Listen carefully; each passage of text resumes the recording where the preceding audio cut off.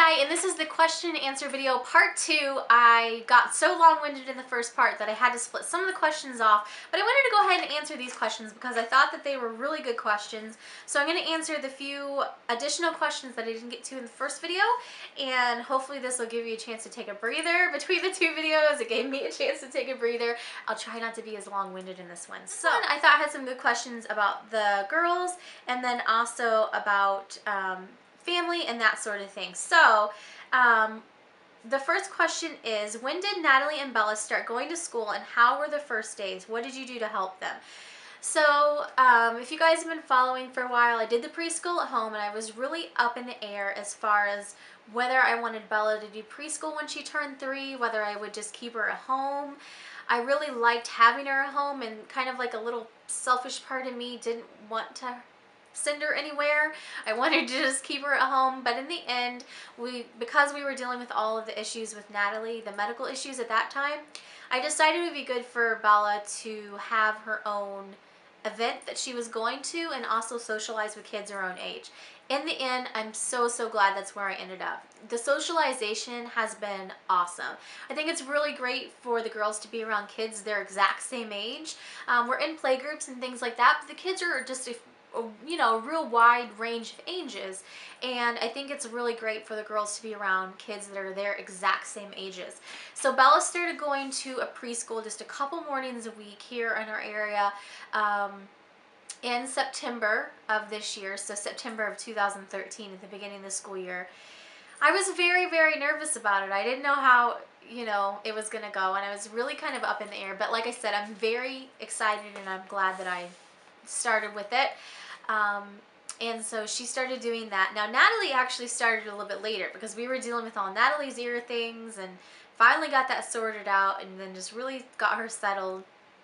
And I found there is a school that has like a little one-day preschool for a few hours, and it's just one day a week, and they actually take kids that aren't potty trained yet, so they take like 2-year-olds.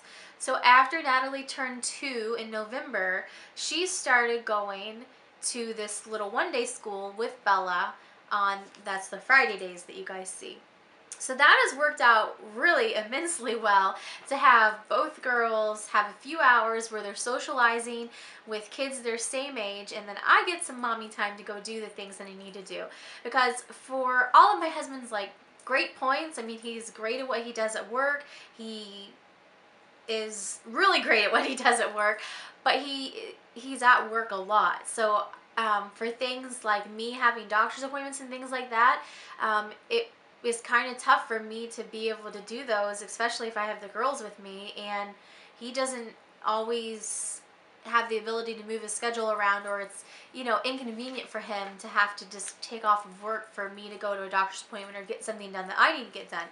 So it's worked out great that they can do this little couple hour a day preschool on Fridays, and then I get some mommy time, and hooray, it helps out really well. Now the 2 girls, because she asked, what did you do to help them? And the 2 girls were total opposites as far as going to school. Bella, I dropped off, she runs in, she loves it. I'm literally like dropping her off, and she's like, bye, and she doesn't even say bye, she's just gone. Like, she's just off, she's looking forward to it. It's like total opposite. In fact, the other day when I went to drop them off on a Friday, she said, Mom, you don't have to come in. And I went, I said the exact same thing to my mother when I was like in kindergarten, and I'm going, oh my goodness, it's like me, only smaller. She's like, you don't have to come in. I'm like, Bella, I have to go in to sign you in. I have to drop you off. I have to remember to tell my mom that she said that, because my mom will just crack up. But then Natalie was the total opposite. Natalie started in the middle of the year after she turned 2. She started in November. In the first few weeks when I went in to drop her off, it was like koala clinging to my arm. She's like crying. Like, I think the first or second day she's going, Mom, Mom, Mom, Mom, Mom. Like, you feel horrible, but it's going to be good for them to get the socialization. But it was painful to drop her off because she just like was flipping out. I'm happy to report that it got easier every single week. Up to the point now that by about week 4 or 5 of her doing it, she'd be crying, but she'd get down and she'd go in. And then we got to a point where I could put her down and she'd just run in. And then now the past couple of weeks, I put her down and she runs in and she's like, bye mama, see you later. I mean, so she's totally adjusted. So the big things that I've tried to do with her, just because it was such a shock, like being so different from Bella, like Bella's just been like, okay, whatever, see ya. She just has that type of personality that's kind of like mine, that's like, okay, well, I'll see you later, that's fine. Whereas Natalie's more of my little bit clingier one. She's my mama's girl. So what I try to do with Natalie is just use like the same phrase, a repetition, like every time I drop her off. So hopefully she recognizes that I'm going to be back, and what I tell her is I will see you after lunch, because what they do is they basically have them, they play for a while, they have their activities, they do some different things with them, and then I bring a little luncheon for them, they feed them lunch, and then the parents come get them after they feed them lunch. So I try to make that my cue to her, that like, okay, have a good day, have fun, mommy will see you after lunch, I'll see you after lunch. Just kind of reassure her that, okay, I will be back at this specific time. And I feel like that's maybe helped. I don't know if it has. But the other thing that's really helped is her teacher in that classroom is great. Her teacher like totally knows how to handle that personality, quite honestly, probably better than I do. And you know, she's just like, you know, Natalie, come on in, you know, and she just tries to get her hyped up and get her attention away from the fact that mommy's going out the door, and her teacher is very, very good about that. That's going a lot better. It just takes time. If you have one of those types of kids that like flips out when you're dropping them off, I understand how stressful that is, but just stick with it, because they will get better over time. It takes some of them longer than others. I even saw a few kids in Bella's age class, the 3-year-olds, that did that at the beginning of the year, but they're totally like the 3-year-olds now, they're like, hey, whatever, see you later, parents, because they know that they're going to go in and have fun. So, and I do think that socialization with kids their exact same age is really important, because Natalie's speech, I mean, her speech dramatically improved after we got the tubes in and, you know, got her settled and all that. But when she goes to Friday school, I feel like she's more confident when she comes back, because she's been around kids her own age. And I feel like she comes back with more like age appropriate speech, if that makes sense, because she sees what kids her same age are saying and how they're phrasing things. So I feel like it's promoted really like 5 and 6 word sentences and things like that as well. So I thought that that was a really good question. Nicole asked on Facebook, what activities are the girls involved in? So right now, Bella is doing dance. Bella is doing a actual preschool, like a school that's a couple morning school, we'll put it that way, and then they do their little Friday morning school. In the past, they have done swimming. They both done swimming. They both really like swimming. They're both asking to do swimming again. I'm waiting until it's not like a frozen tundra outside, because I don't want them going outside with wet hair. You know, even when you try to dry it in there, it never really gets fully dry. And I don't want them coming out and it being like 0 degrees. So as soon as it warms up, we're planning on doing swim again. Bella has done gymnastics. Bella is not a fan of gymnastics. Bella doesn't like being upside down. So we did gymnastics, did not go over well. I don't know if she asked to try it again or let her try it again. But Bella's doing dance, and it seems like it's a much better fit for her. Natalie, I think, will love gymnastics. I'm waiting till she's 3 to try it with her, just because I think we also tried it with Bella a little bit too early. But I see Natalie trying gymnastics and loving it. Absolutely loving it. And both girls, Bella has done soccer. Now, if I remember correctly, I feel like Natalie was at some of the classes, even though I don't think Natalie's ever actually been enrolled in it. I can't remember how that worked out. I think I had to bring Natalie with me for part of a session or something like that after our babysitter left. I can't honestly remember. But anyhow, Bella's done a couple sessions of soccer. She really likes it. So after preschool is over, basically the summer, then our activities will be swim and soccer. All right, and the last question for this one, I thought that this was kind of a fun one, because you can kind of like learn some family dynamics and things like that. This is from Carrie on Facebook, and she asked, do you have any siblings, nieces or nephews, and are you close to them? And so this one's kind of a fun one, because I have one sister and she's 12 years older than me. So if you can imagine, it was kind of like having a sister growing up and kind of like being an older child.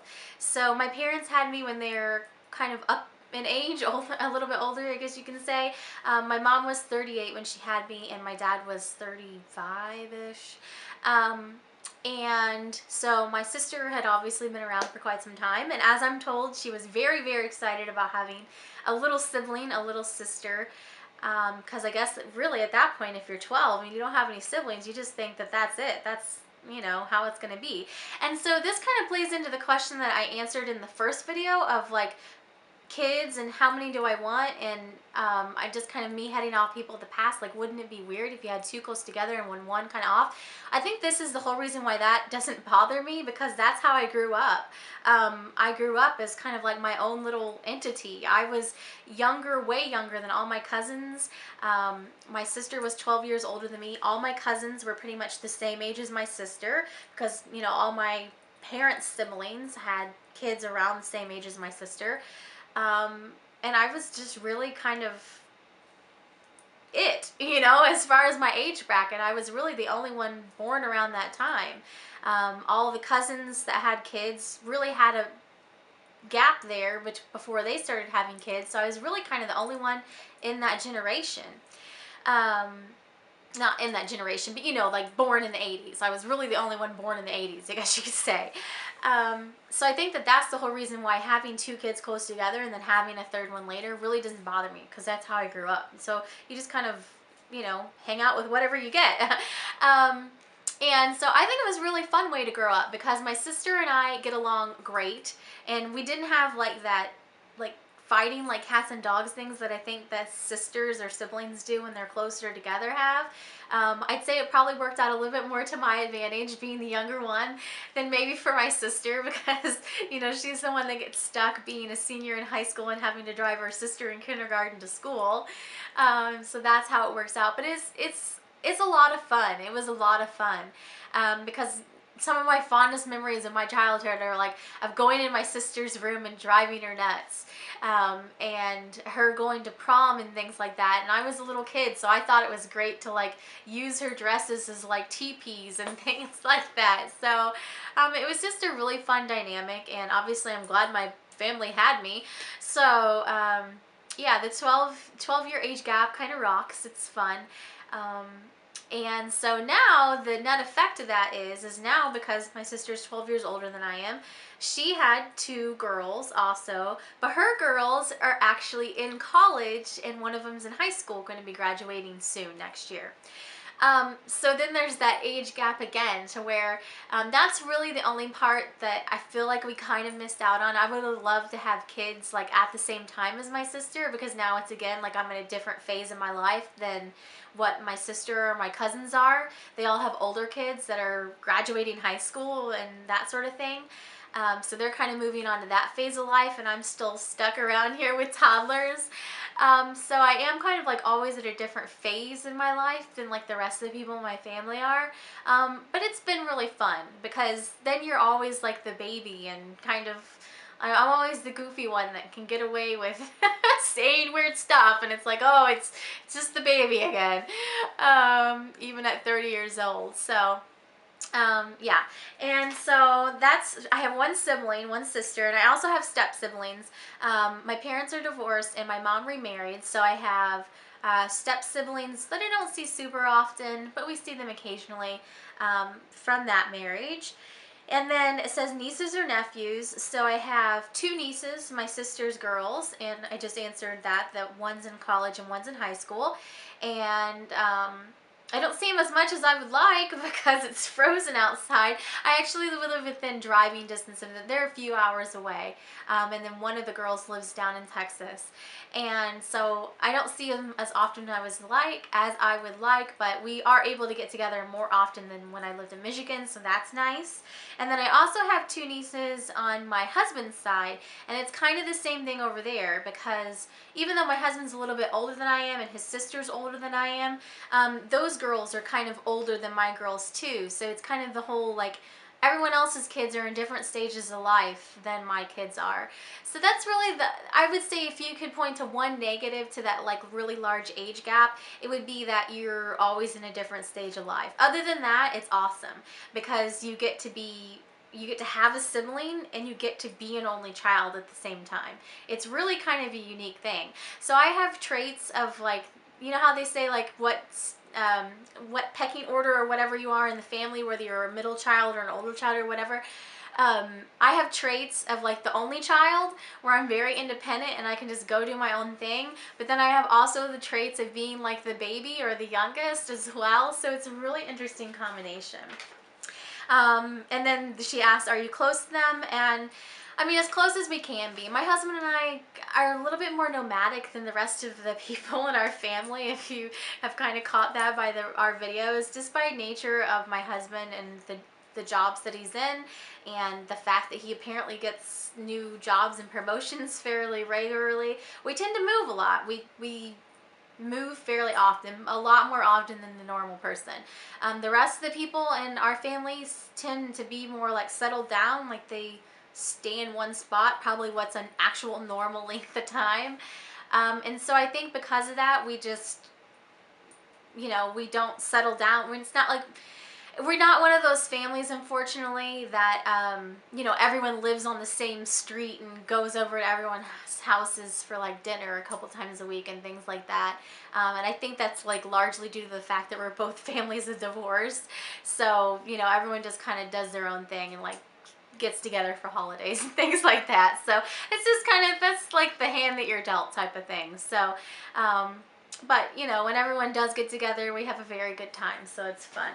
So those were the additional questions that I wanted to answer that I thought were good questions from the Facebook page. And I think that pretty much kind of answers everything. So pretty much the first question and answer video was all asking about like what I did before I had kids and how I met my husband and what my husband thought about the vlogging and if we were gonna have more children. And then this one was more about current, like what's going on now, what the girls are into and all that sort of thing. So definitely let me know down below if you have any questions for a future question and answer video. I'm sorry that these were probably so long. I'm long-winded. But hopefully you guys enjoyed them. So I enjoyed them. Next time I'm going to have a cup of tea with me because I definitely need something to drink while I'm doing this. I just haven't had a chance to get to Tijuana, so I really need to get over there and get some stuff. So I've just got my water bottle with me, but I need some tea. I need something warm to drink while I'm doing this. It's a lot of talking. So hopefully you guys enjoyed this video, and thanks so much for watching. Have a great day.